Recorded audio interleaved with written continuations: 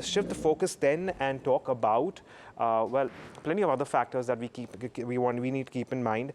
We do want to talk about the innerwear company, and of course we're also talking about well, one of the auto companies, but I'm going to hand it over to Alex to take us through that one. Thanks, Agam.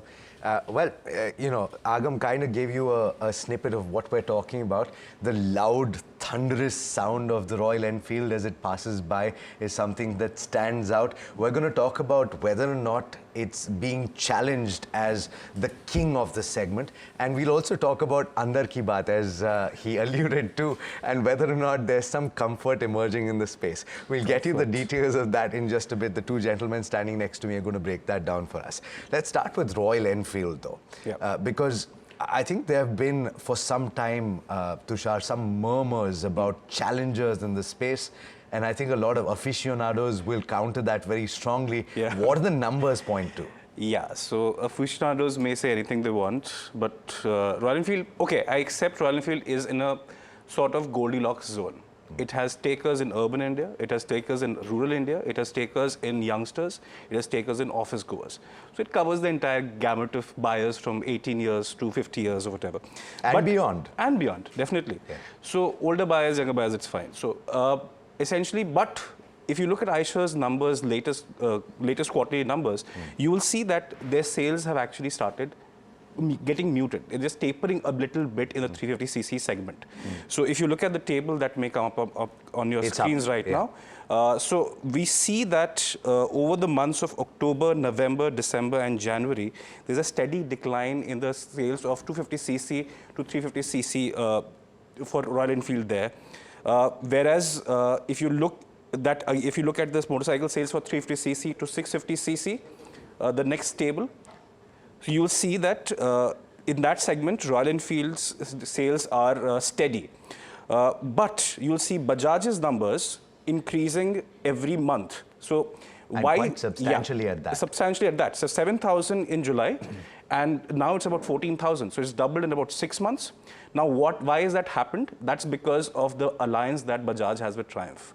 That's where the 400cc Triumphs that have come in at about on-road price of about 3 to 3.1 lakhs at that price bracket, they are starting to eat a bit into the Royal Enfield. But is it only the Triumph that is available for Bajaj in that category? No, they have two other brands, but they are more sporty. Sure. It may be a more focused, more enthusiast-focused motorcycles. That's KTM, right? That's KTM and Husqvarna, which is again a derivative of KTM. So a more aggressive motorcycles. So Royal Enfield's USP was that they're easygoing motorcycles. Sure. And the same thing, they're cruisers. Yeah. The same thing with the Triumphs. They do not demand a commitment from the rider, so you can easily commute on it, tour on it, and that's where I think Bajaj Triumph has nailed that mark. So the numbers point to a declining market share. Of course, it continues to be the king of the segment. Absolutely.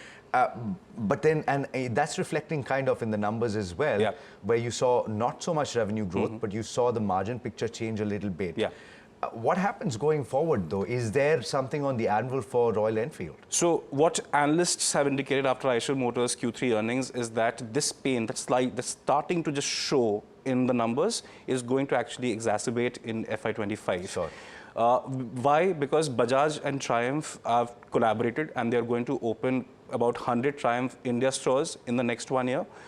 Hero and Harley also have alliance, which are also starting to gain some momentum in this space, in that 400cc space. They also want to open 100 Hero Premia outlets, which will retail those motorcycles. So when you have 100 touch points from both Bajaj Triumph and Hero Harley, and then again those trend of being classic, being at 350cc and these guys at 400 or 440cc, so you may see that shift actually getting some more momentum towards Bajaj Triumph as well as Hero and Harley. Now, we should never discount Royal Enfield. Sure. They are the champions at marketing their products. They know that if anybody in the automobile segment or motorcycle segment knows the pulse of the Indian buyer, it's them. Sure. So what they are now trying to take is, they're trying to take the entire game forward. Sure.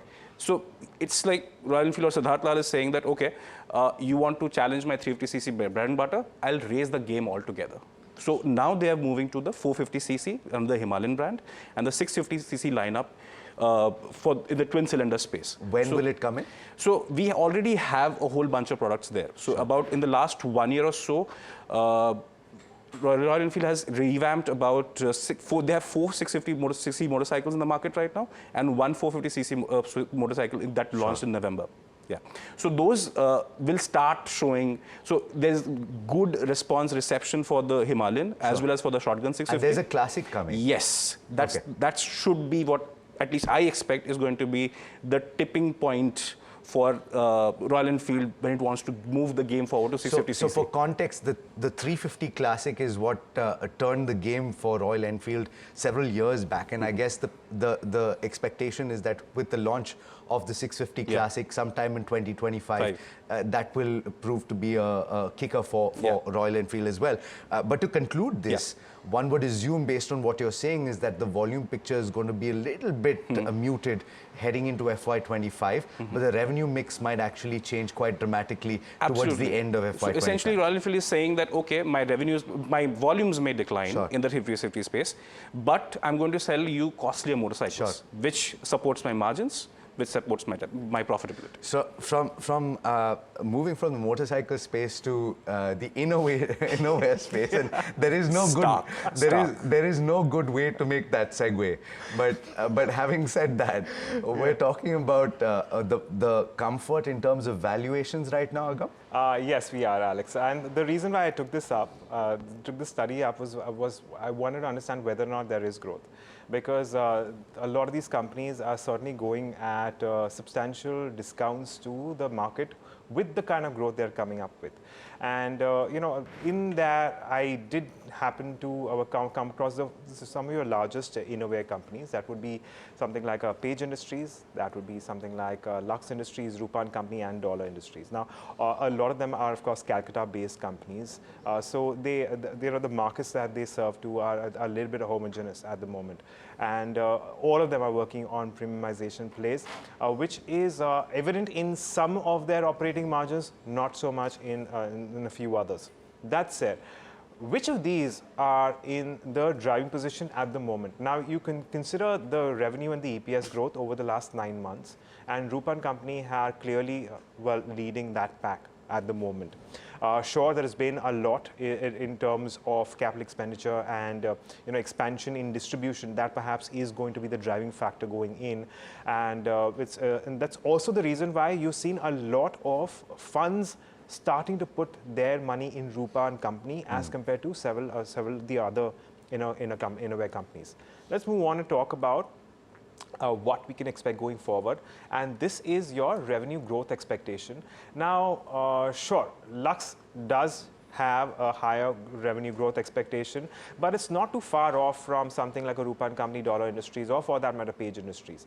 The reason why Page Industries has lost some sheen of late, even though it deals with the most premium products, of course, Jockey brand is something which is very, very widely known. Well, here, that's where the valuations picture comes in, because it is still going at staggering valuations, and Page Industries is trading at around 54 times. And if you consider the other three, Rupan Company is the cheapest among the lot, while it also offers not only performance in the past, that is in the last 9 months, but also revenue growth going forward for the next 12 months. And I just thought that it would be a good idea to see where, in fact, there is some value, and it does seem like Rupan and Company stands out, at least at the moment. Look, the difference between all these is not staggering, save for Page Industries, because that clearly is a slightly different in terms of its products as well as how it goes about in markets as well.